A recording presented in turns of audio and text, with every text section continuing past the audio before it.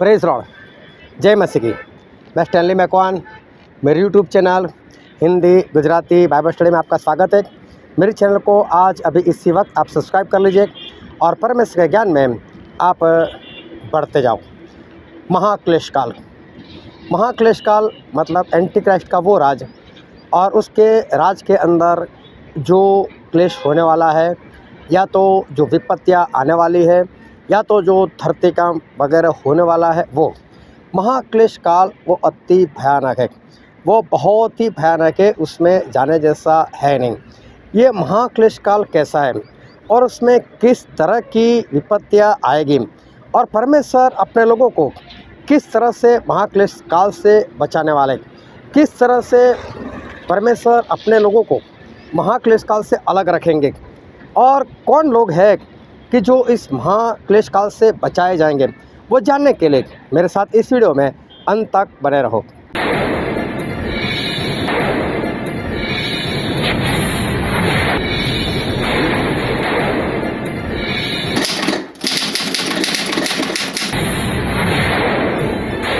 Hallelujah. और ध्यान से परमेश्वर के वचन को समझते रहना। परमेश्वर अपने वचन से हमसे बातचीत करते हैं। पहला कुरिन्थी इसका 15 अध्याय और 20 से लेकर 23 वचन। परंतु सचमुच मसीह मुर्दों में से जी उठा है और जो सो गए हैं उनमें वह पहला फल हुआ, क्योंकि जब मनुष्य के द्वारा मृत्यु आई तो मनुष्य ही के द्वारा मरे हुओं का पुनरुत्थान भी आया। और जैसे आदम में सब मरते हैं वैसे ही मसीह में सब जिलाए जाएंगे, परंतु हर एक अपनी अपनी बारी से, पहला फल मसीह, फिर मसीह के आने पर उसके लोग। परमेश्वर पिता का वचन हमारे बहुत ही आशीषित है। परमेश्वर का वचन सच्चाई और बाइबल में लिखा है कि तू सच्चाई को जानेगा तो सच्चाई तुझे आज़ाद करेगी। बहुत ध्यान से परमेश्वर के वचन को सुनते रहना, समझते रहना, ग्रहण करते रहना, उसके अनुसार चलना, ताकि परमेश्वर के राज के आप वारिस बन सको। और परमेश्वर आज हमको बहुत गंभीर और आने वाले दिनों की जो बातें हैं वो बताने वाले हैं, और इसलिए सभी लोग सावधान रहो और जागते रहो। बहुत जल्द ये पुनरुत्थान उसका दिन वो आने वाला है, जिस दिन प्रभु यीशु आएंगे। जो हमने पढ़ा उसमें लिखा है कि पहला फल प्रभु यीशु और बाकी जितने लोग जिंदा होंगे वो मसीह के लोग हैं। और वो भी कब? जब वो आएंगे तब। मतलब दूसरा आगमन वही हमारा पुनरुत्थान का दिन है। जिस दिन प्रभु यीशु आएंगे उस वक्त परमेश्वर के लोगों का पुनरुत्थान है। और प्रभु यीशु आएंगे उससे पहले जो अंतिम दिन चल रहे, और अंतिम दिन के भी अंतिम हिस्से में जब हम पहुंच चुके तो अंतिम दिनों में एक घटना होने वाली है, और उस घटना को बाइबल में कहा गया है महाक्लेश काल। महाक्लेश काल अभी क्लेश है, लेकिन आने वाले दिनों में एक महाक्लेश, क्लेश तो कुछ नहीं, लेकिन महाक्लेश होने वाला है। और ये महाक्लेश काल वो कैसा होगा और महाक्लेश काल में क्या होने वाला है, ये सारी बातें बाइबल में लिखी हुई है। और प्रकाशित वाक्य में ऐसा लिखा है, उसका अध्याय 6, 3 और 4 वचन। जब उसने दूसरी मुहर खोली तो मैंने दूसरे प्राणी को यह कहते सुना, आ। फिर एक और घोड़ा निकला जो लाल रंग का था। उसके सवार को यह अधिकार दिया गया कि पृथ्वी पर से मेल उठा ले, ताकि लोग एक दूसरे का वध करें, और उसे एक बड़ी तलवार दी गई। यहाँ पर लिखा है ये महाक्लेश काल की बात है, और वचन तो काफ़ी है, लेकिन सभी नहीं निकालने वाले, लेकिन जितने देखने वाले उसको आज ध्यान से अपने दिमाग में, दिल में रख कर जाना। एक घटना तो ये होने वाली है कि इस धरती के ऊपर से शांति ले ली जाएगी, मेल मिलाप नहीं रहेगा, शांति चली जाएगी। अभी देखो कई जगह पर सत्तावट है और कई लोग चिल्लाते हैं, मणिपुर में ऐसा हो गया, यहाँ पर ऐसा हो गया, छत्तीसगढ़ में ये हुआ, गुजरात में ये हुआ, डांग में ऐसा हो गया, फलाना चर्च जला, इसको मारा, उस पास्टर को जेल में डाला, जो भी है। लेकिन आज भी बहुत सारी जगह पर बिंदास से मीटिंग होती है, सब लोग बिंदास से बैठते, मतलब शांति है। लेकिन एक दिन ऐसा आएगा कि पूरी धरती के ऊपर शांति चली जाएगी। सिर्फ अंदाज़ा लगाओ, शांति चली गई। और शांति नहीं रहने के कारण बहुत सारे लोग मर जाएंगे। अशांति आने के कारण बहुत लोगों का नाश हो जाएगा। उसके हाथों में एक तलवार दी गई, मतलब मारो सभी को, अशांति फैला दो। और मालूम नहीं वो वक्त किस तरह से लोग देख पाएंगे, लेकिन भयानक अशांति का माहौल। जो लोग 2002 में गुजरात में थे और हिंदू मुसलमान का जो दंगा हुआ था, हमें तो कोई लेना देना नहीं था, लेकिन फिर भी उन दिनों में कैसे जीवन जिया था उसको सिर्फ याद करना। भयानक माहौल था। लेकिन ये तो पूरी दुनिया में ऐसा होगा, अशांति फैल जाएगी। फिर आगे लिखा है प्रकाशित वाक्य, उसका अध्याय 6, 5 और 6 वचन। जब उसने तीसरी मुहर खोली तो मैंने तीसरे प्राणी को यह कहते सुना, आ, मैंने दृष्टि की और देखो एक काला घोड़ा है और उसके सवार के हाथ में एक तराजू है। और मैंने उसे 4 प्राणियों के बीच में से एक शब्द यह कहते सुना, दिनार का सेर भर गेहूँ और दिनार का 3 सेर जौ, पर तेल और दाखरस की हानि न करना। महंगाई इतनी बढ़ जाएगी, ये सब कोड वर्ड में लिखा है, लेकिन लिखने का मतलब है कि सारा अनाज, गेहूँ हो, जौ हो, चावल हो, सब कुछ महंगा हो जाएगा। और उसमें जलाने वाला तेल और खाने वाला तेल, ये तो और भी महंगा हो जाएगा। जबरदस्त महंगाई हो जाएगी। आज ही कई लोगों को गुजारे के लिए प्रश्न हो जाते हैं, तो सोचो आने वाली महंगाई वो कितनी भयानक होगी। ये ऐसा माहौल होगा, चारों ओर अशांति तो है ही है, और उस अशांति के बीच में एक और मुश्किल बढ़ गई कि सब कुछ महंगा हो गया। फिर आगे पढ़ते प्रकाशित वाक्य 6, 7 और 8 वचन। जब उसने चौथी मुहर खोली तो मैंने चौथे प्राणी का शब्द यह कहते सुना, आ, मैंने दृष्टि की और देखो एक पीला सा घोड़ा है और उसके सवार का नाम मृत्यु है और अधोलोक उसके पीछे पीछे है। और उन्हें पृथ्वी की 1/4 पर यह अधिकार दिया गया कि तलवार और अकाल और मरी और पृथ्वी के वन पशु के द्वारा लोगों को मार डाले। यह है महाक्लेश काल, कि जिसमें 1/4 मतलब 25% इंसानों को मार दिया जाएगा। 25%। अभी हमारे भारत में 140 करोड़ है। 40 करोड़ का 25 हिस्सा, 25% देखो, 25% तो 10 करोड़ हुए। और 100 करोड़ के 25 करोड़, 25 और 10 35 करोड़। समझ लो कि हमारे भारत से 35 करोड़ लोग मार दिए जाए, वो माहौल कैसा होगा। और सब लोग ऐसे मत देखना कि उसमें मैं तो हूँ नहीं, उसमें हो सकता है, कोई भी हो सकता है। कैसे मरेंगे लोग? तलवार से कोई मार देगा, दूसरा अकाल से, खाने पीने की चीज़ें नहीं मिल रही उसके कारण, मौत से। अभी मौत अलग चीज़ है, मौत का दुष्टात्मा है, और यहाँ लिखा है मौत से, मत डायरेक्ट मौत आकर लोगों को मार देगी। और ऐसे पशु, और उसका सही मतलब है दुष्टात्माएं। दुष्टात्माएं इस तरह से लोगों के अंदर घुस जाएगी और ऐसे उनको मार देगी।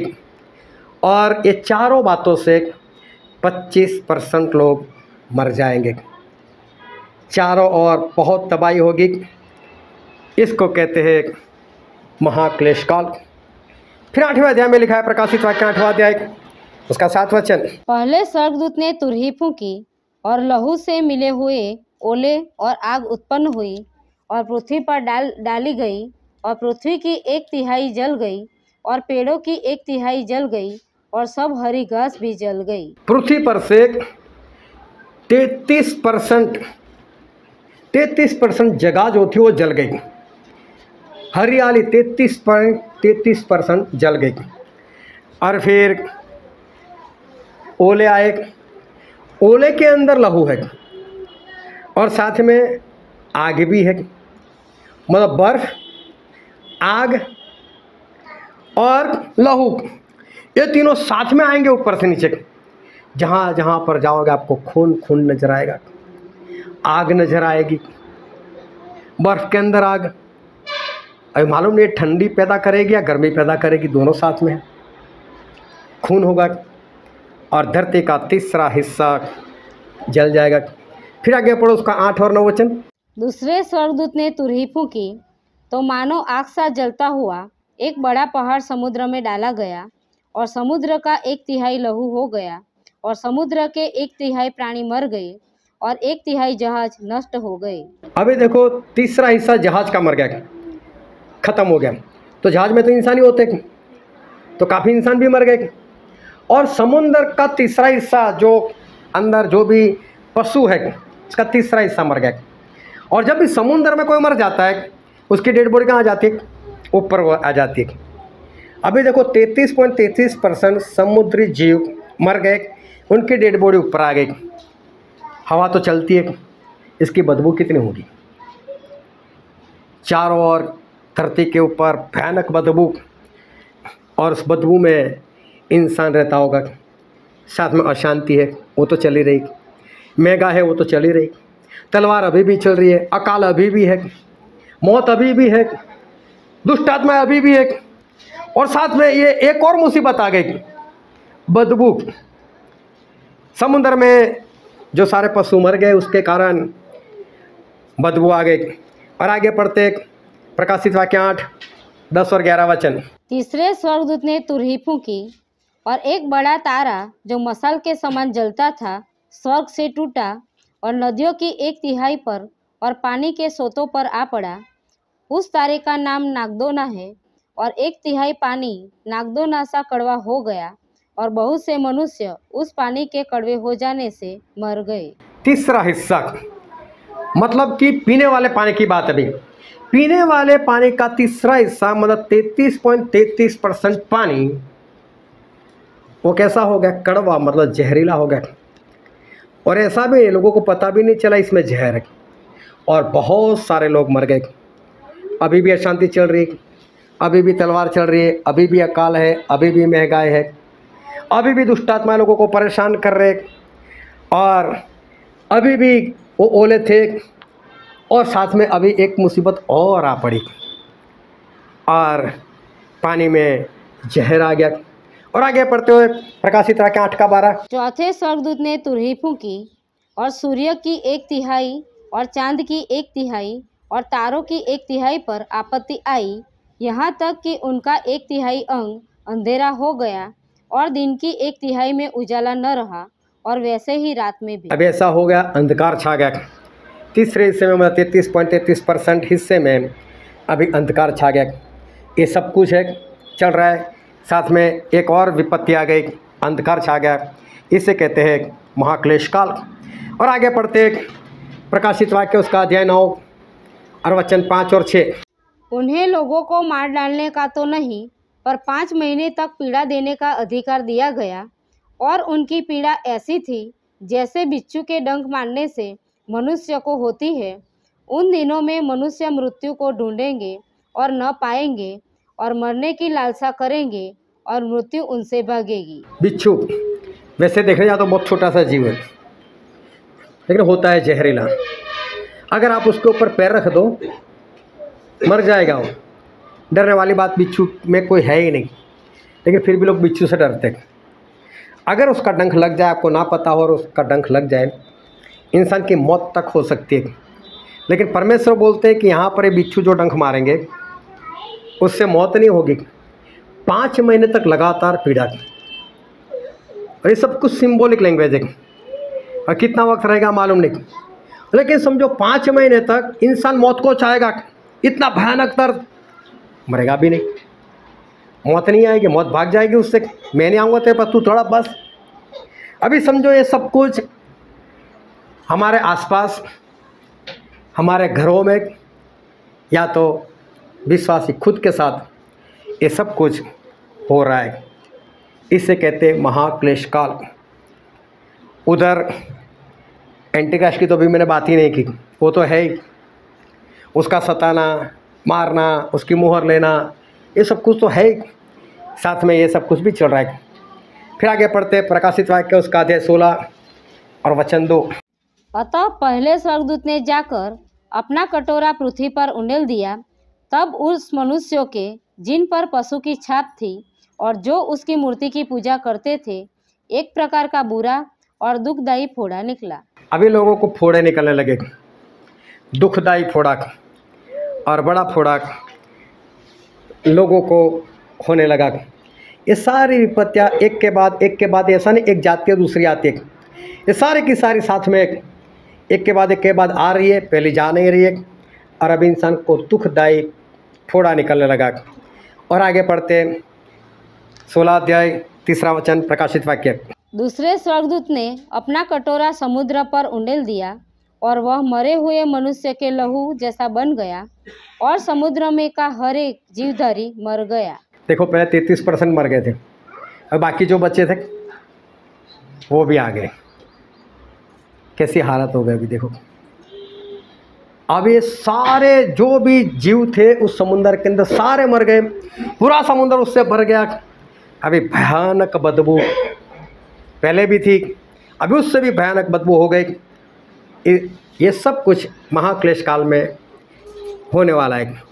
फिर आगे पढ़ते प्रकाशित वाक्य 16 अध्याय 4 से लेकर 7 वचन पढ़ो। तीसरे स्वर्गदूत ने अपना कटोरा नदियों और पानी के सोतों पर उंडेल दिया और वे लहू बन गए। तब मैंने पानी के स्वर्गदूत को यह कहते सुना, हे पवित्र जो है और जो था, तू न्यायी है और तूने यह न्याय किया, क्योंकि उन्होंने पवित्र लोगों और भविष्यवक्ताओं का लहू बहाया था और तूने उन्हें लहू पिलाया, क्योंकि वे इसी योग्य है। फिर मैंने वेदी से यह शब्द सुना, हाँ हे सर्वशक्तिमान प्रभु परमेश्वर, तेरे निर्णय ठीक और सच्चे हैं। देखो पीने का पानी सारा लहू हो गया, पानी लहू हो गया। कैसे हालात इस धरती में हो गए। बाइबल में इसीलिए इसको कहा है महाक्लेश काल। ये सिर्फ क्लेश नहीं है, महाक्लेश है, बहुत भयानक होने वाला है। और आगे पढ़ते उसका 8 और 9 वचन। चौथे स्वर्गदूत ने अपना कटोरा सूर्य पर उंडेल दिया और उसे मनुष्य को आग से झुलसा देने का अधिकार दिया गया। मनुष्य बड़ी तपन से झुलस उठ गए और परमेश्वर के नाम की, जिसे इन विपत्तियों पर अधिकार है, निंदा की और उसकी महिमा करने के लिए मन न फिराया। हालेलुया। जाग रहे हो सारे। अभिषेक ने मछली बनाने का काम बंद कर दिया, लेकिन तेलो बोलता था, मछली अंदर डालते थे और आवाज़ आती थी, आवाज़ आती ना उसमें और खुशबू आती है।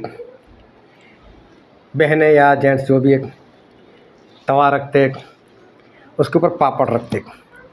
बनाने वाले ने बहुत अच्छा पापड़ बनाया, प्लेन, और फटाफट उसमें क्या होता है, जैसे फोड़े निकल आए वैसे इंसान को होगा।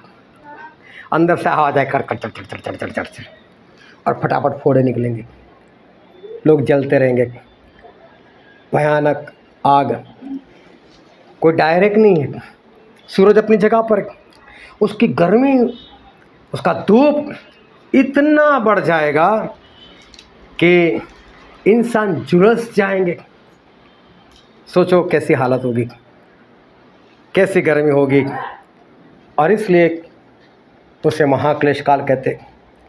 फिर आगे पढ़ते प्रकाशित वाक्य 16 10 और 11 वचन। पांचवें स्वर्गदूत ने अपना कटोरा उस पशु के सिंहासन पर उंडेल दिया और उसके राज्य पर अंधेरा छा गया। लोग पीड़ा के मारे अपनी अपनी जीभ चबाने लगे और अपनी पीड़ाओं और फोड़ों के कारण स्वर्ग के परमेश्वर की निंदा की, पर अपने अपने कामों से मन न फिराया। यहाँ पर लिखा है अंधकार छा जाएगा अभी, ऐसा अंधकार कि अंधेरे में लोग पागल हो जाएंगे, अपनी अपनी ज़बान काट लेंगे। ऐसा होने वाला है। सोचो कितना भयानक क्लेश काल है। इसीलिए इसे क्लेश नहीं कहा, क्लेश काल नहीं कहा, लेकिन महाक्लेश, इसे महाक्लेश काल कहा गया है। अब सवाल यह है कि क्या परमेश्वर अपने लोगों को देखो कैसी कैसी विपत्ति हमने देखी। तो क्या परमेश्वर अपने लोगों को ऐसी विपत्तियों में रखेंगे क्या? ऐसा महाक्लेश काल, इतनी सारी विपत्तियाँ, पानी का लहू, पानी में जहर, अकाल, महंगाई, कितना कुछ है। क्या वो दयालु परमेश्वर, वो प्रेमी परमेश्वर अपने हाथों की रचना हम लोगों को क्या ऐसे महाक्लेश काल में रखेंगे क्या?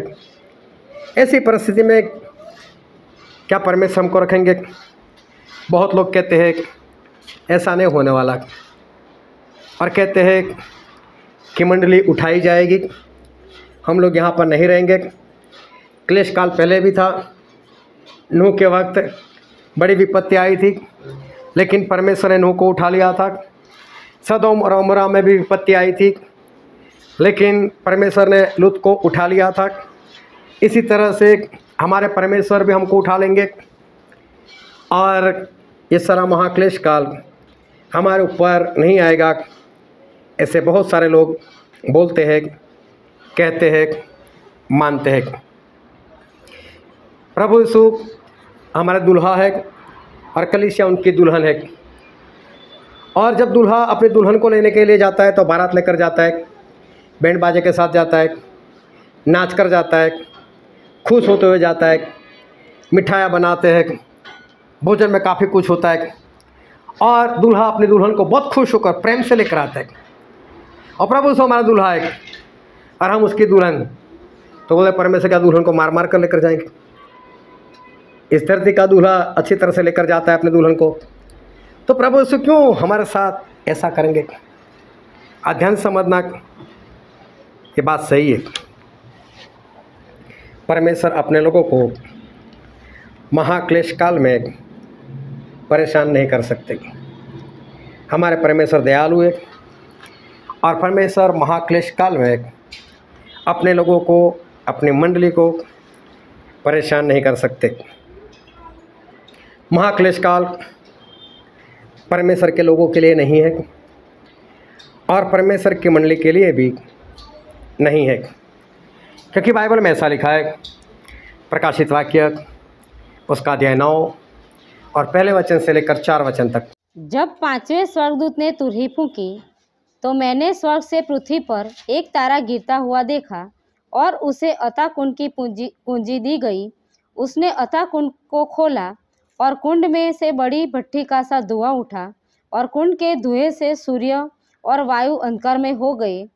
उस धुएं में से पृथ्वी पर टिड्डियाँ निकली, और उन्हें पृथ्वी के बिच्छुओं की सी शक्ति दी गई।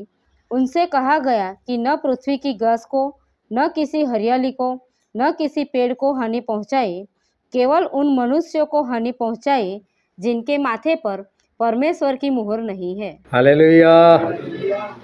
क्या लिखा है यहाँ पर कि महाक्लेश काल में जिनके सर के ऊपर पवित्र आत्मा की, परमेश्वर की मुहर है, जो परमेश्वर के लोग हैं, उनको परेशान नहीं करना।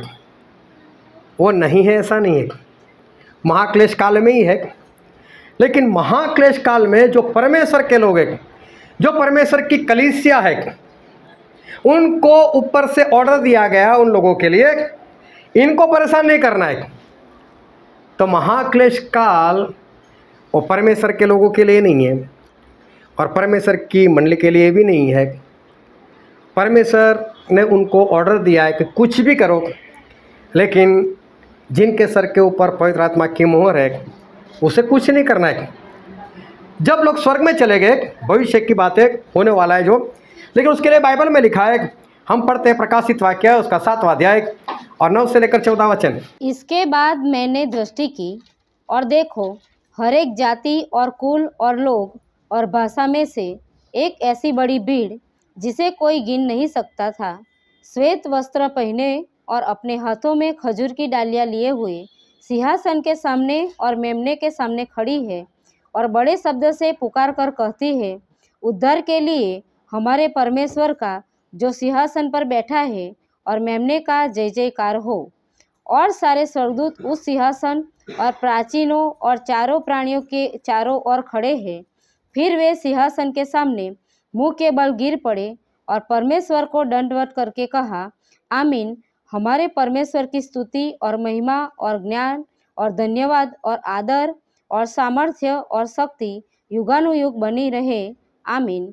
इस पर प्राचीनों में से एक ने मुझसे कहा, ये श्वेत वस्त्र पहने हुए कौन है और कहाँ से आए हैं? मैंने उनसे कहा, हे स्वामी, तू ही जानता है। उसने मुझसे कहा, ये वे हैं जो उस महाक्लेश में से निकलकर आए हैं। उन्होंने अपने अपने वस्त्र मेमने के लहू में धोकर श्वेत किए हैं। यहाँ पर जो हमने पढ़ा तो ऐसा लिखा है, सभी देशों में से, सभी जाति में से, सभी कुल में से और सभी भाषा बोलने वालों में से। मतलब सिर्फ इज़राइल वालों के लिए लिखा है ऐसा नहीं है। सभी देश, सभी जाति, सभी भाषा बोलने वाले लोग जो थे वो स्वर्ग में पहुंच गए। उन लोगों ने श्वेत वस्त्र पहने थे, सभी लोगों के हाथों में खजूर की डाली थी, वहाँ परमेश्वर थे, परमेश्वर की उपस्थिति थी। 24 प्राचीन लोग थे और भी लोग थे। और यूहन्ना को पूछा गया कि यूहन्ना ये कौन है? अभी यूहन्ना दर्शन देख रहे हैं। यूहन्ना बोलते मुझे नहीं मालूम, स्वामी आप ही बताओ ये कौन लोग हैं? तो बोले ये बड़े क्लेश से आए, गुजर कर आए, ये मंडली है। और मंडली कहाँ से आई? बड़े क्लेश से गुजर कर। उनके लिए क्लेश काल नहीं था, लेकिन क्लेश काल में थे, उनके ऊपर मोहर थी, किसी ने उनको परेशान नहीं किया। लेकिन ये सब कुछ घटना हो रही थी महाक्लेश काल में, जो भी हमने पढ़ा, पानी का खून हो जाना, समुद्र के जीव मर जाना, जो भी कुछ हमने पढ़ा, महंगाई वगैरह। लेकिन सारी बातों का असर उनके ऊपर नहीं पड़ा जिनके सर के ऊपर पवित्र आत्मा की मुहर थी। उनको इस सारी बातों से कोई परेशानी नहीं हुई।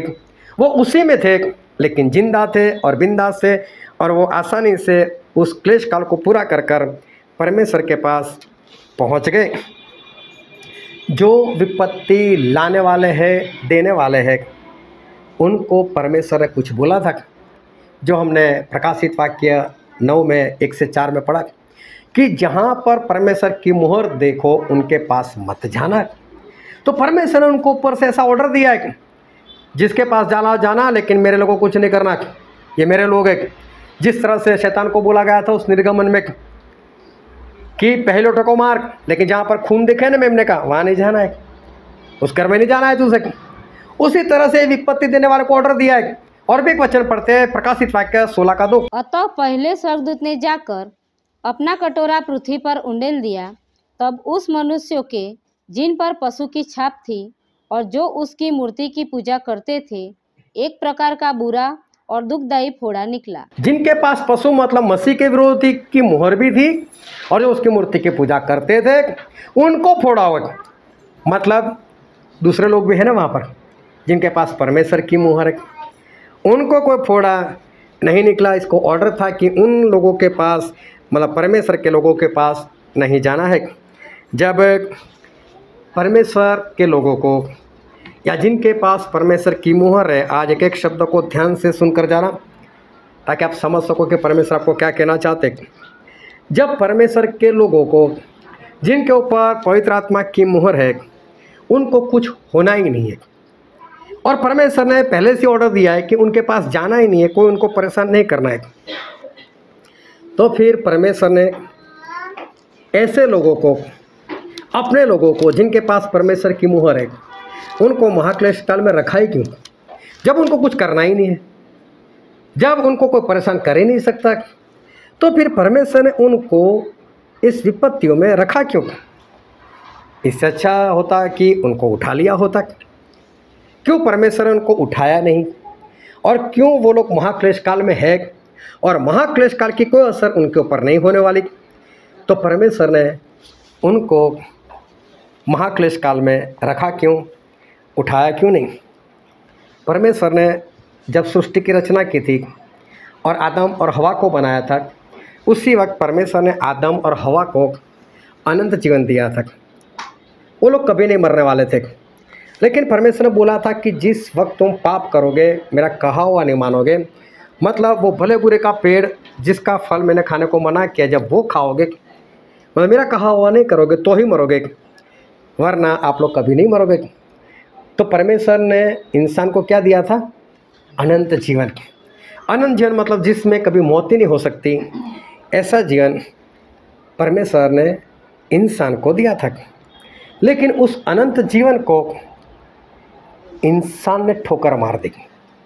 परमेश्वर ने नहीं छीना, इंसान ने उस अनंत जीवन को ठोकर मार दी। अनंत जीवन उन लोगों ने चाहा नहीं। परमेश्वर ने दो चीज रखी थी, एक भले बुरे का पेड़ जिसमें मौत, और एक जीवन का पेड़ जिसमें अनंत काल का जीवन। और इंसान को क्या बोला था? मरना नहीं, जीवन को पसंद करना। लेकिन इंसान ने क्या पसंद किया? मौत। इंसान ने मौत को पसंद किया था। फिर भी परमेश्वर अच्छे, और आज भी परमेश्वर क्या बोलते हैं? एक वचन पढ़ते हैं यिर्मयाह उसका 29वां अध्याय और 11 वचन। क्योंकि यहोवा की यह वाणी है कि जो कल्पनाएं मैं तुम्हारे विषय करता हूँ उन्हें मैं जानता हूँ, वे हानि की नहीं वरन कुशल ही की है, और अंत में तुम्हारी आशा पूरी करूँगा। परमेश्वर बोलते हैं मैंने तुम्हारे लिए जो इरादे रखे कुशल के, शांति के। मैं तुम्हें अशांति देना नहीं चाहता। परमेश्वर ने हम इंसानों के लिए कैसे इरादे रखे? अच्छे इरादे रखे, कुशल के इरादे रखे, शांति के इरादे रखे। और भी आगे पढ़ते हैं मत्ती उसका 23वां अध्याय और 37 वचन 37। हे यरूशलेम, तू भविष्यवक्ताओं को मार डालता है और जो तेरे पास भेजे गए उन पर पथराव करता है। कितनी ही बार मैंने चाहा कि जैसे मुर्गी अपने बच्चों को अपने पंखों के नीचे इकट्ठा करती है, वैसे ही मैं भी तेरे बालकों को इकट्ठा कर लूं, परंतु तुमने न चाहा। परमेश्वर ने क्या चाहा हम लोगों को? जिस तरह से मुर्गी अपने बच्चों को पंखों तले सुरक्षित रखती है, उसी तरह से परमेश्वर ने हमको भी सुरक्षित रखना चाहा। लेकिन किसने नहीं चाहा? इंसानों ने नहीं चाहा। परमेश्वर के इरादे तो शांति के, लेकिन इंसानों ने शांति को नहीं चाहा। परमेश्वर चाहते मैं तुम्हें सुरक्षित रखो, एक मुर्गी जिस तरह से अपने बच्चे को रखती है, लेकिन इंसानों ने नहीं चाहा। फिर लिखा यूहन्ना उसका 1 अध्याय उसका 11 वचन। वह अपने घर आया और उसके अपनों ने उसे ग्रहण नहीं किया। प्रभु यीशु हमारे पास आए, लेकिन हम लोगों ने ही प्रभु यीशु को ग्रहण नहीं किया, प्रभु यीशु का अंगीकार नहीं किया। प्रभु यीशु तो आए हमको बुलाने के लिए, लेकिन लोगों ने यीशु को नहीं चाहा, प्रभु यीशु को ग्रहण नहीं किया। फिर भी परमेश्वर आज भी सभी को स्वर्ग ले जाना चाहते। आज भी परमेश्वर यही चाहते कि मैं सभी को स्वर्ग में लेकर जाऊं। और से परमेश्वर कहते हैं मत्ती उसका 11वां अध्याय उसका 28 वचन। हे सब परिश्रम करने वालों और बोझ से दबे हुए लोगों, मेरे पास आओ, मैं तुम्हें विश्राम दूंगा। परमेश्वर तो आज भी बोल रहे, हे परिश्रम करने वालों, बोझ से दबे हुए मेरे पास आओ। वो तो आज भी बुला रहे, इंसान नहीं चाह रहा है, इंसान नहीं जा रहा है। आज भी लोग मुश्किलों में, तकलीफ़ों में, समस्याओं में आज भी है। वो लोग खुद नहीं चाहते हम परमेश्वर के पास जाए, आज़ाद हो जाए। परमेश्वर तो बोलते हैं मेरे पास आओ, मैं तुम्हें विश्राम दूंगा। लेकिन आज भी इंसान नहीं चाहता, ये शुरू से हो रहा है। फिर आगे पढ़ते मत्ती 16 का 24। तब यीशु ने अपने चेलों से कहा, यदि कोई मेरे पीछे आना चाहे तो अपने आप का इनकार करे और अपना क्रूस उठाए और मेरे पीछे हो ले।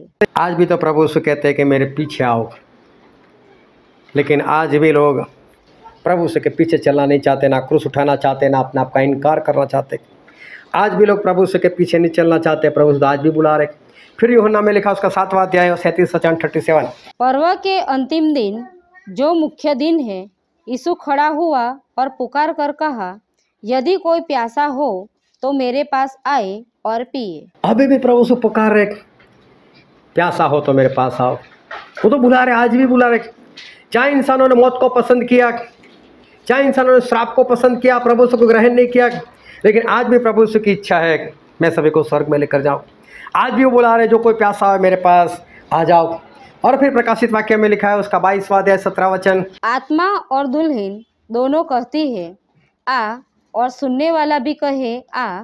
जो प्यासा हो वह आए, और जो कोई चाहे वह जीवन का जल सैत मैत ले। आज भी प्रभु से बुला रहे, मैं मुफ्त में दे रहा हूँ, मैं जीवन जल दे रहा हूँ, मैं स्वर्ग दे रहा हूँ, मेरे पास आ जाओ बस। आज भी प्रभु यीशु बार बार पुकारते, लेकिन आज भी लोग जाना नहीं चाहते।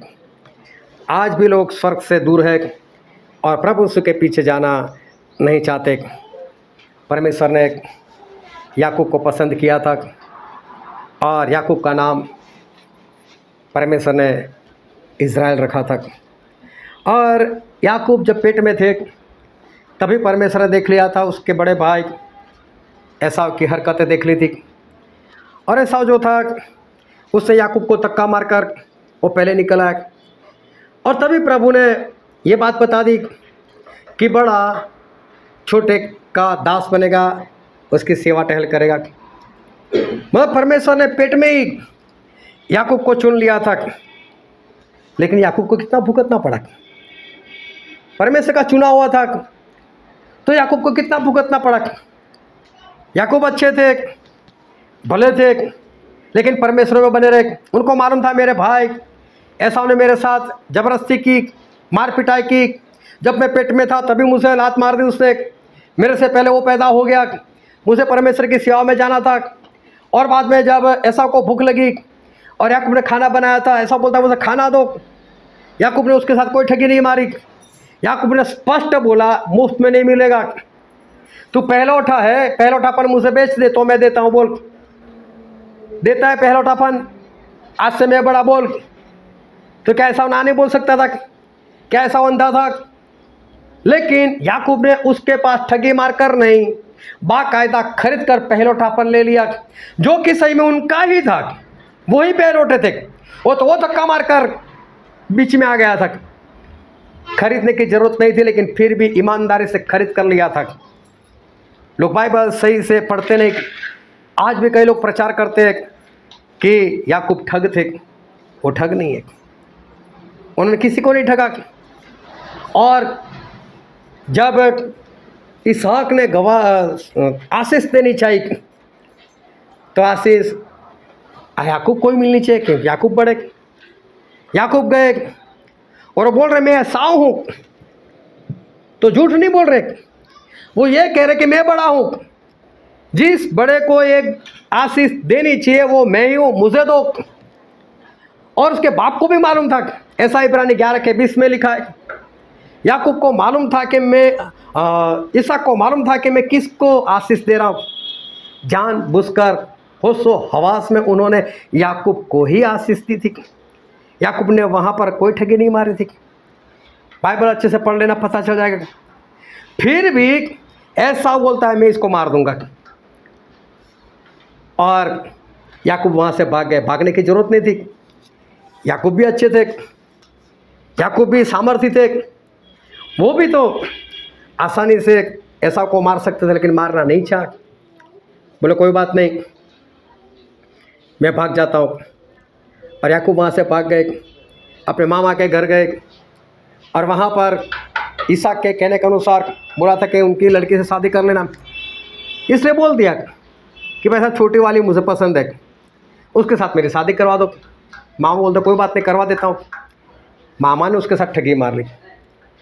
बोले 7 साल पहले मजदूरी कर तो मैं देता हूँ। कोई बात नहीं, करता हूँ। कर ली मजदूरी। और रात के अंधेरे में दूसरी लड़की ब्याह दी। सुबह पता चला ये तो दूसरी है। ठगी तो उसके ससुर ने मार दी। याकूब बोल रहे कि ये क्या किया मेरे साथ?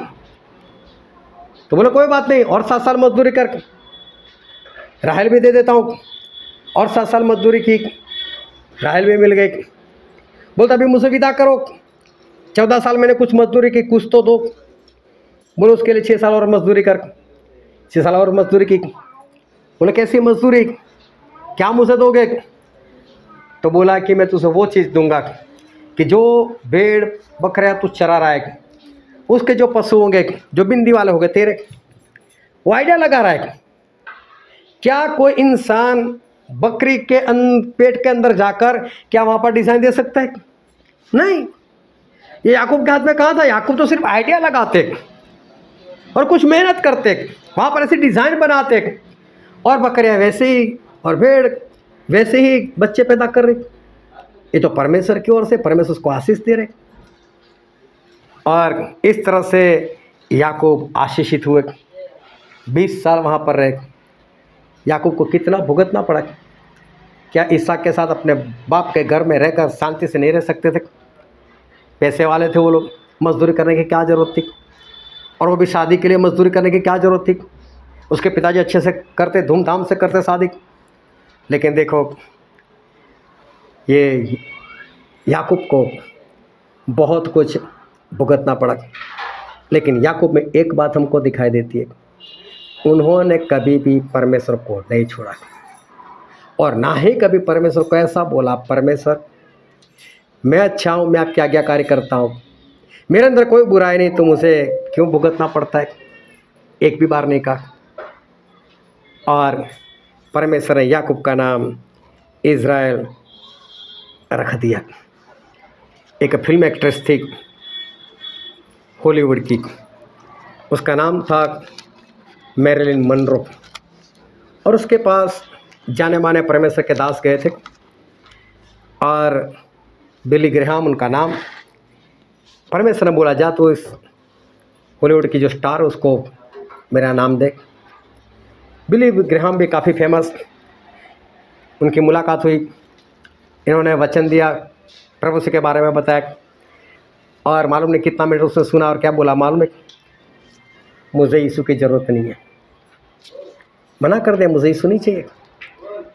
जिसे टाइटैनिक बनाया था उसको पूछा गया टाइटैनिक जो है कितना सुरक्षित है, बोले अगर परमेश्वर भी आकर डुबाना चाहे ना फिर भी नहीं डूब सकता है। इनको परमेश्वर की ज़रूरत नहीं थी, ये पैसे वाले थे, इन लोगों को परमेश्वर की ज़रूरत नहीं थी। याकूब भी तो पैसे वाले थे, सामर्थ्य थे, लेकिन इनको परमेश्वर की ज़रूरत थी। वो परमेश्वर में बने रहे, वो चाहते तो परमेश्वर को छोड़ सकते थे, क्यों छोड़ सकते, उनके साथ घटना ऐसी हो गई, अब परमेश्वर में चलता हूँ, इतना दुख इतना दर्द ये वो, ये परमेश्वर मेरी ओर देखते नहीं, मेरा भाई मुझे धक्का देकर आ गया और फिर भी वो मुझे मारने का प्रयत्न कर रहा है, मुझे भागना पड़े, मैं क्यों भागूं, परमेश्वर उसको मार दो, मैं नहीं भागूंगा। कई बार कुछ नहीं बोलते और घटना ऐसी होती थी, मैंने देखा है कई बार लोगों को, लोग थक जाते, कितनी प्रार्थना करूं कुछ नहीं होता, प्रार्थना से लोग परमेश्वर से दूर हो जाते। लेकिन कितनी भी बुरी घटना याकूब के साथ हुई, लेकिन याकूब ने कभी परमेश्वर को छोड़ना नहीं चाहा।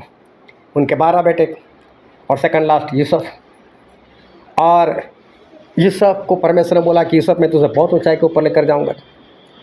यूसुफ अच्छे आज्ञाकारी कर रहे, उनके बड़े भाई लोग वो सही नहीं है, वो मालूम नहीं कौन कौन से बुरे काम कर रहे, और यूसुफ अपने पिता को बता देते बड़े भाई लोग ये काम कर रहे, सब धंधा कर रहे, गलत कर रहे, और मालूम है वो लोग इनके ऊपर ईर्ष्या कर रहे यूसुफ के ऊपर, और यूसुफ को उन लोगों ने मारना चाहा, खड्डे में डाल दिया, वहाँ से बेच दिया उन लोगों ने, यूसुफ गुलाम बन गए। जबकि ये सब तो जो बुरे लोग उनके साथ होना चाहिए, और जो मसीह के लोग होते वो यही सोचते हम इतना अच्छे से मसीह में चलते हैं और वो लोग नहीं चलते, उनके पास कितना है, वो कितने आशीषित, उनके पास शांति, उनके पास चंगाई, उनके पास घर, उनके पास बंगला, उनके पास गाड़ी, हमारे पास ये नहीं वो नहीं, परमेश्वर में जब क्या मिलता है परमेश्वर में। कई लोग परमेश्वर को छोड़ देते, ये सब गुलाम बन गए।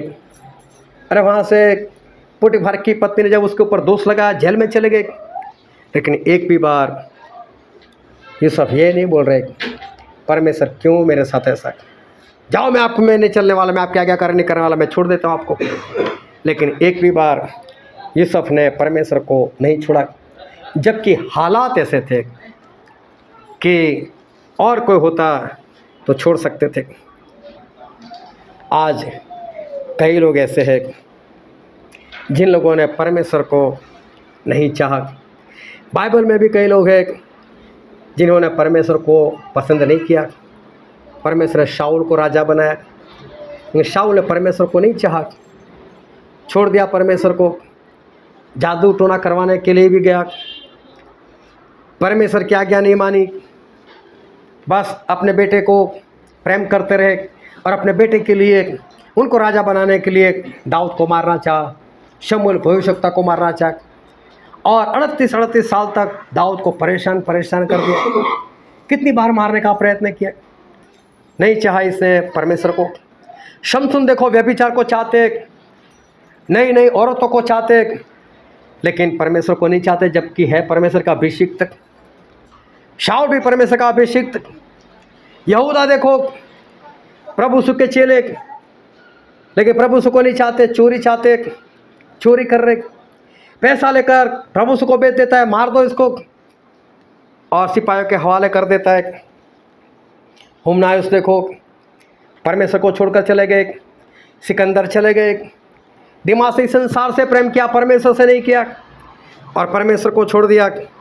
अनन्या सफीरा को देखो, पैसे को प्रेम किया लेकिन परमेश्वर को छोड़ दिया। कई लोग हैं जिन्होंने परमेश्वर को नहीं चाहा, लेकिन इन सभी लोगों के बारे में बाइबल में पढ़ना, जिन लोगों का नाम मैंने बताया, सभी का दिखावा कैसा था। शाऊल अभी भी बार बार यहोवा की बात कर रहा है, देखना बाइबल में, जबकि चल नहीं रहा था।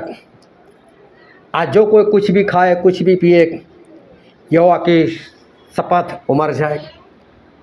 और मालूम है उसका बेटा ही पकड़ा गया था, योनाथन, यहोवा के नाम से बोल देता था सब लोग उपवास करो, जबकि उसका खुद का जीवन सही नहीं था।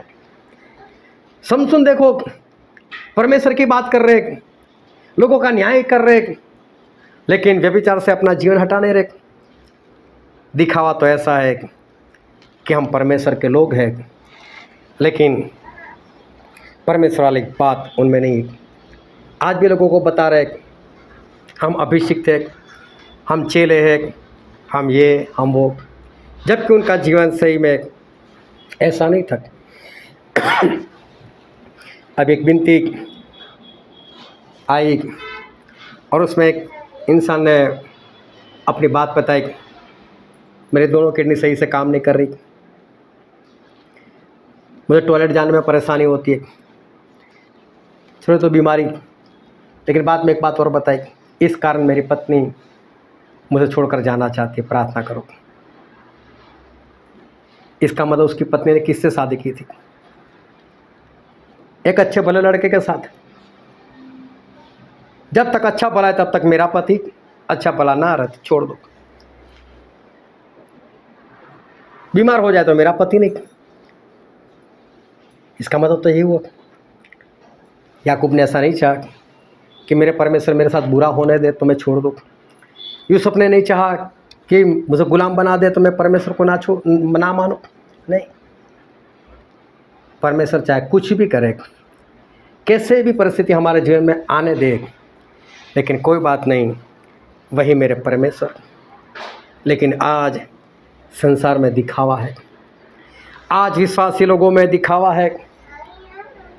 दिखावा ऐसा है कि हम परमेश्वर के दास, हम विश्वासी, लेकिन जीवन चरित्र दिखाई नहीं देता। और मालूम है लोग दिखावा क्यों कर रहे? आज एक बातों को नोट कर लेना, आज में से थोड़ा सा भारी है, लेकिन आपकी भलाई के लिए। लोग दिखावा इसलिए कर रहे क्योंकि पवित्र आत्मा की जो मुहर है ना, याजक लोगों का अच्छा था कि पगड़ी के अंदर सोने की प्लेट में लिखकर पहनना पड़ता था, यहोवा के लिए पवित्र। और इसलिए अगर कोई उसको शराब पीता हुआ देख ले तो उसको डर लगा रहता, यहाँ पर तो लिखा हुआ है मैं पी नहीं सकता, मैं व्यभिचार कर नहीं सकता। लेकिन आज वो मोहर यहाँ पर दिखती कहाँ है? आज पवित्र आत्मा की मोहर तो दृश्य है, वो नहीं दिखती। और नहीं दिखती इसलिए आज विश्वासी लोगों में दिखावा आ गया है। सही में अगर ऐसी कोई मोहर होती जो यहाँ पर दिखाई देती, अच्छा का पता चल जाता कौन परमेश्वर में है और कौन सिर्फ दिखावा कर रहा है। सभी लोग जाग रहे हो? हालेलुया। सारे जोर से बोलो हालेलुया। दिखावा इसलिए है कि मुहर अदृश्य है। आज भी ऐसे प्रचारक है जो ऐसे प्रचार करते हैं कि याकूब ठग थे और इसलिए उनके ससुर ने उनके साथ ठगी मार ली, परमेश्वर उनको प्रतिफल दिया। लोगों को नहीं पता चलता है, उनके पास पवित्र आत्मा की मुहर होती, ऐसा प्रचार नहीं होता। लेकिन आज भी उनका नाम है, आज भी लोग उनको बड़ा पास्टर मानते हैं। आज भी कई पास्टर लोग, कई सेवक लोग बड़े बड़े चमत्कार करते हैं, बड़ा स्टेज, बड़े चमत्कार, बड़ी भीड़, और एक दूसरे के साथ लड़ते भी रहते। एक उसका बुरा बोलता है, दूसरा इसका बुरा बोलता है, लेकिन मुहर नहीं दिखाई देती, लोगों को नहीं पता है, और मुहर नहीं दिखाई देती, इसलिए दिखावा आज भी है। आज भी लोग यही समझ रहे हैं कि नहीं, ये सारे मुहर वाले हैं, ये परमेश्वर के लोग हैं, ना उनको पता चलता है ना लोगों को पता चलता है, मुहर अदृश्य है।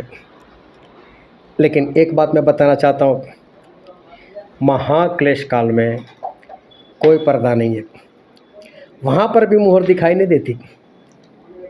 लेकिन वो लोग जो विपत्तियाँ लेकर आ रहे, उस अकाल को मालूम है कहाँ पर परमेश्वर की मुहर है, और उसके लिए अकाल नहीं है।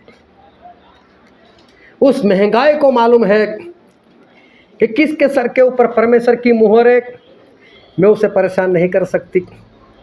उस मौत को मालूम है कि किसके पास परमेश्वर की मुहर है, मैं उसके पास नहीं जा सकता। वो सारे दुष्टात्माओं को मालूम है कि किसके पास परमेश्वर की मुहर है, और मुझे उसके पास नहीं जाना। महाक्लेश काल में कोई पर्दा नहीं रहेगा। और बाइबल में लिखा है, प्रेरितों के काम उसका 14वां अध्याय उसका 22 वचन, और चेलों के मन को स्थिर करते रहे और यह उपदेश देते थे कि विश्वास में बने रहो, और यह कहते थे हमें बड़े क्लेश उठाकर परमेश्वर के राज्य में प्रवेश करना होगा। हालेलुया। हमें बड़ा क्लेश उठाकर परमेश्वर के राज्य में प्रवेश करना है। तो पौलुस बोलते हैं कि महाक्लेश है, उसमें से गुजर कर ही हम परमेश्वर के राज्य में प्रवेश कर पाएंगे। तो महाक्लेश काल है, और उस वक्त जितने सही में मुहर वाले हैं परमेश्वर की, आज दिखावा कर रहे हैं जिनके पास नहीं है, लेकिन उस वक्त कोई पर्दा नहीं रहने वाला। उस वक्त सब कुछ पता चल जाएगा किसके पास मुहर है और किसके पास मुहर नहीं है। और जो वचन पढ़ा था वहाँ पर भी परमेश्वर के दास पौलुस और कुरिन्थ की कलीसिया को यही बात बता रहे। वो कह रहे कि आदम के जरिए पाप आया, पाप के कारण मौत आई, सभी मनुष्य में मौत फैल गई क्योंकि सभी ने पाप किया। प्रभु यीशु आए, पवित्र आए, और उनको जीवन मिला, उन्होंने जीवन पाया, और उसी इंसान के जरिए, मतलब प्रभु यीशु इंसान बनकर आए थे, उन्हीं के जरिए सभी को जीवन मिलेगा।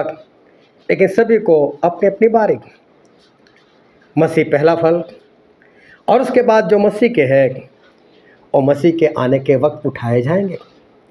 और पढ़ो तो उसका 23 वचन, परंतु हर एक अपनी अपनी बारी से, पहला फल मसीह, फिर मसीह के आने पर उसके लोग। जो मसीह के है वो मसीह के आने के वक्त जिलाए जाएंगे। हालेलुया। सारे जोरों से बोलो कि जो मसीह के है वो जिलाए जाएंगे। एक बार फिर से बोलो, जो मसीह के है वो जिलाए जाएंगे। मसीह लोग नहीं, जो मसीह के हैं वो मसीह के आने के वक्त जिलाए जाएंगे। हालेलुया। जो मसीह के हैं वो मसीह के आने के वक्त जिलाए जाएंगे। दो बातों को याद रख लेना। जब महाक्लेश काल होगा, विपत्ति आएगी, उस वक्त पता चल जाएगा कि कौन मसीह का है। पहचानने को तो अभी भी पहचान सकते, लेकिन महाक्लेश काल में सारा पर्दा उठ जाएगा, दिखावा चला जाएगा, और जितने लोग दिखावा करते थे मसीह के होने का लेकिन नहीं थे, उन सभी लोगों के ऊपर ये विपत्ति आएगी। और विपत्ति आएगी तो लोगों को पता चल जाएगा कि अरे तो मसीह का था, हम ऐसा समझते थे। लेकिन दिखावा था वो पता चल जाएगा और वो उसमें नाश हो जाएगा। दानियल भविष्यवक्ता मसीह के थे और मालूम है राजा उनके मित्र थे, दारा राजा। दारा राजा को किसी ने चढ़ा दिया कि राजा ऐसा कानून बना कि 30 दिन तक सिर्फ तेरी पूजा की जाएगी और जो कोई तेरी पूजा ना करे और तुझे छोड़कर कोई भी देवी देवता की पूजा करे उसे सिंहों के बिल में डाल दिया जाए। राजा ने साइन कर दी। जैसे ही दानियल ने देखा कि राजा ने साइन कर दी, उसी वक्त दानियल राजा को बोल सकते थे राजा इसको फाड़ दो। बोले क्यों? ये लोग मुझे फंसाने का प्रयत्न कर रहे हैं, फाड़ दो इसको।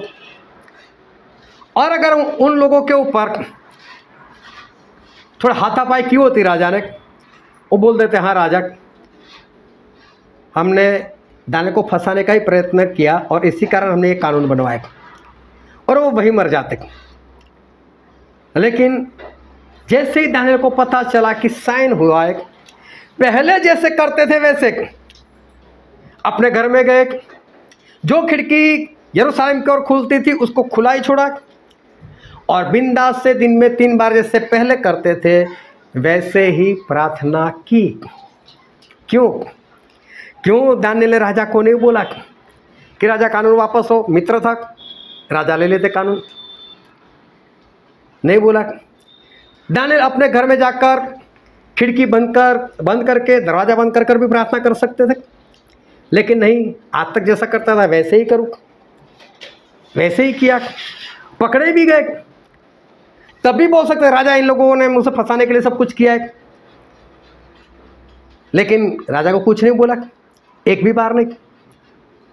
और दानियल को कहाँ डाल दिए गए? सिंहों के बिल में। दानियल ने क्या पसंद किया? सिंहों का बिल पसंद किया। दानियल ने क्या पसंद किया? मौत पसंद किया।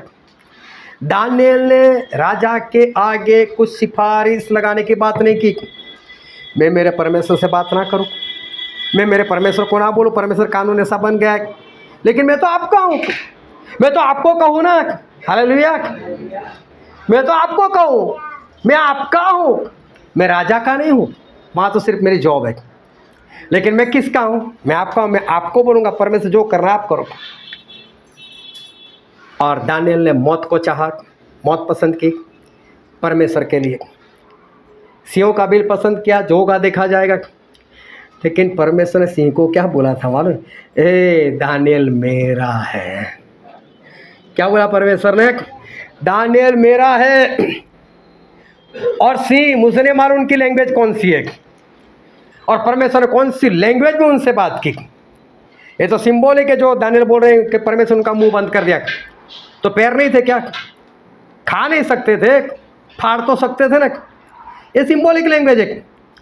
सही में ये था कि परमेश्वर ने सिंहों को बोला, इनके सर के ऊपर देख मेरी मुहर है, ताकत हो तो हाथ लगा कर देख। सिंह की ताकत नहीं थी। और ये तो राजा का मित्र, अच्छे महल में रहते होंगे, अच्छा बेड होगा, अच्छी रजाई होगी, अच्छा तकिया होगा, सिंहों के बिल में नींद कैसे आएगी? ऐसी चले इधर, अच्छा सो जाए यहाँ पर, मुझे सोना है भाई। और उसके सर के उसके पीठ के ऊपर अपना सर रख कर दानियल बिंदास सो गए होंगे। क्यों? यहाँ पर मुहर है। विपत्ति में पहचाने जाते हैं कौन परमेश्वर का है। क्लेश काल में पता चल जाता है कौन परमेश्वर का है। बड़ी मूर्ति बनाए, जो कोई इसकी पूजा ना करे उसको आग की भट्टी में डाल दो। कहाँ हनान्याह मिसाइल अज़रिया डर रहे, डालो ना भाई। राजा बोलता है एक मौका देता हूँ, बोलो मौका ही मत दे यार, हमारा परमेश्वर हमको बचा सकता है, और ना बचा तो ना, लेकिन हम तू वो मौका दे या ना दे कुछ होने वाला है ही नहीं, डाल दे भाई, डाल दे अभी। बाजू में दानियल बैठे, दानियल को नहीं बोलते दानियल सिफारिश लगा, तेरा तो मित्र है। नहीं, कोई बात नहीं, हम परमेश्वर के हैं, परमेश्वर के लिए जीना और परमेश्वर के लिए ही, बोलो मत मरना। पहले जीना शुरू करो। और आग की भट्टी में डाल दिए गए और तब पता चला, आग को भी बोल दिया परमेश्वर ने, ये आग, ये मेरे लोग है, सर के ऊपर दिखाई दे रहा है क्या तुझे? परमेश्वर की मुहर है। ये है मसीह के लोग जो मसीह को चाहते हैं, जो मसीह के लिए हमेशा हाँ बोलते हैं। मसीह में हाँ तो मसीह के लिए भी हाँ।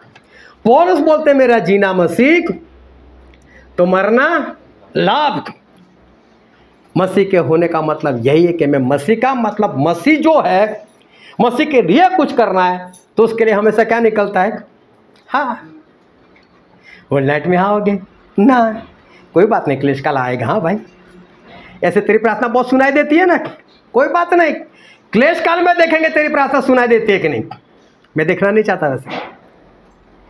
मेरे कहने का मतलब है जितने जितने लोगों के मुंह से ना निकलती है, समझ लेना कुछ नहीं है। आप मसीह के लिए हाँ नहीं बोल सकते तो कैसे मसीह की होगा? प्रभु मैंने आप मेरा जीवन आपको समर्पित कर दिया, लेकिन आज शादी में जाना है परमेश्वर। क्यों अपने आप को धोखा देते हो? क्यों लोगों को धोखा देते हो? मसीह के है तो मसीह के लिए सिर्फ हाँ है।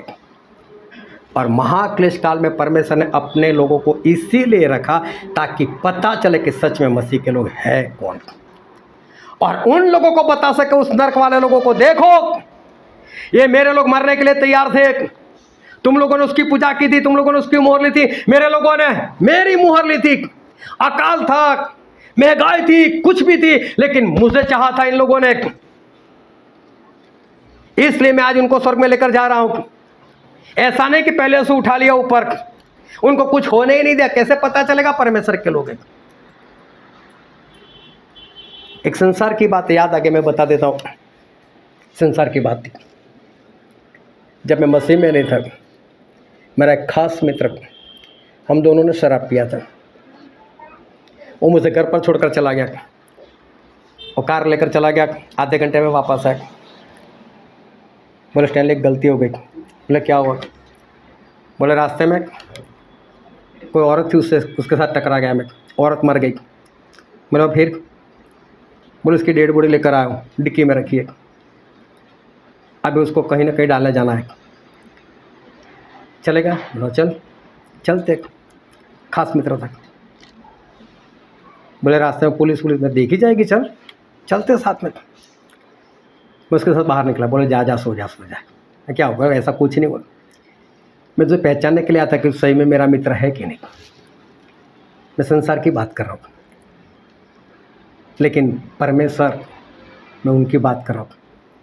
महाक्लेश काल इसीलिए कि परमेश्वर के लोग किसको चुनते हैं।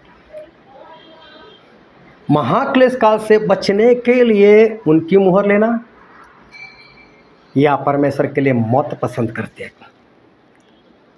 और तब सही में पता चलेगा कि कौन परमेश्वर के लोग हैं। इसीलिए परमेश्वर ने इस महाक्लेश काल में अपने लोगों को छोड़ा हुआ है। उस वक्त सारे परखे जाएंगे कि कौन मसीह के है और कौन मसीह के नहीं है। आज लोग छोटे छोटे कारण के लिए लोग परमेश्वर के काम के लिए मना कर देते हैं। लेकिन मैं बोलता हूँ कि अपने आप को जांचो कि परमेश्वर के हो कि नहीं। परमेश्वर के होने का मतलब है कि मैं परमेश्वर का हूँ तो और किसी का नहीं। आपकी पत्नी हो, आपका पति हो, आपका बच्चा हो, या जो भी है, वो बाद में है, पहले आप परमेश्वर के हो। कुरनेलियुस ने आत्मा में बढ़ने के लिए पतरस को बुला लिया, आत्मा में बढ़ने के लिए। अगर आप आत्मा में बढ़ने के लिए भी कुछ नहीं कर रहे तो फिर परमेश्वर के होने में तो बहुत टाइम है अभी। लेकिन आज जो संगति को छोड़ देते हैं, प्रभु भोज को छोड़ देते हैं, होल नाइट को छोड़ देते। ये तो अपने लिए है, ये परमेश्वर की बात नहीं है। अपने आत्मा की उन्नति के लिए अगर आज ये नहीं कर सकते तो मसीह के लिए क्या कर पाओगे। मसीह के बनना बहुत जरूरी है, क्योंकि परमेश्वर बोलते हैं कि जो मसीह के हैं उनको मसीह के आने के वक्त तक जिलाया जाएगा, लेकिन उससे पहले महाक्लेश काल उसमें से गुजरना पड़ेगा। और महाक्लेश काल में परमेश्वर ने हम लोगों को इसीलिए रखा है ताकि पहचाने जाओ कि आप परमेश्वर के हो या नहीं। लेकिन मैं बोलता हूँ आप अपने आप को आज ही पहचान सकते हो कि आप मसीह के हो या नहीं। आओ हम सभी अपने आंखों को बंद करें, अपने आप को जांचो, अपने आप को परखो कि आप मसीह के हो या नहीं। जो अपने लिए कुछ नहीं कर सकता, जो अपने आत्मा की उन्नति के लिए नहीं आगे बढ़ सकता, वो मसीह के लिए कैसे आगे बढ़ पाएगा। मसीह के बनो, मसीह के बन जाओ। मसीह के लिए हमेशा हाँ कहना सीखो। जो मसीह के है वो हमेशा मसीह के लिए हाँ ही बोलेंगे, उनके मुंह से ना नहीं निकलेगा। इसीलिए याजक के सर के ऊपर परमेश्वर ने वो सोने की प्लेट दी थी ताकि लोग पहचान पाए कि ये मसीह का है। लेकिन आज मुहर अदृश्य है, आज वो प्लेट अदृश्य है। क्या आज आपको अपने सर के ऊपर वो प्लेट दिखाई देती है? क्या आज आपका आत्मा अंदर से गवाही देता है कि हाँ तू मसीह का है? अगर आज आपका आत्मा अंदर से गवाही देता है कि तू मसीह का नहीं है, तू मसीह के लिए एक बार नहीं कई बार तूने मना किया है, ना किया है, तू मसीह का नहीं है, तो मेरे प्रिय पश्चाताप करो, परमेश्वर से क्षमा मांगो और परमेश्वर से कहो कि परमेश्वर आज से मैं आपके लिए हमेशा हाँ ही बोलूँगा। प्रभु आज तक मैं आपका नहीं था, लेकिन आज से मैं सिर्फ आपका बनना चाहता हूँ। परमेश्वर से बल मांगो, सामर्थ्य मांगो, और परमेश्वर को बल और सामर्थ्य देंगे कि आप परमेश्वर के बन सको।